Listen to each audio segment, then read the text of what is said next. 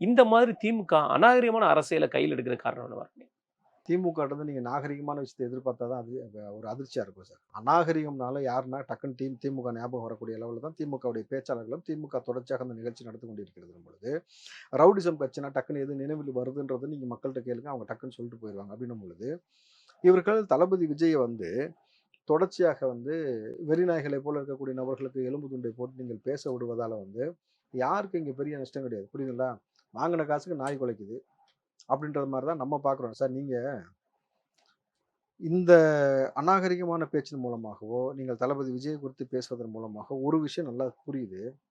இவன்கிட்ட சரக்கு இல்ல. திமுககாரன்ட்ட சரக்கு இல்ல. செய்த சாதனைய பத்தி சொல்வதற்கு எந்த விஷயமும் கிடையாது. மக்கள்ட்ட அடுத்து என்ன நல்ல விஷயம் செய்ய போறோம்னு சொல்வதற்கு எதுவும் கிடையாது.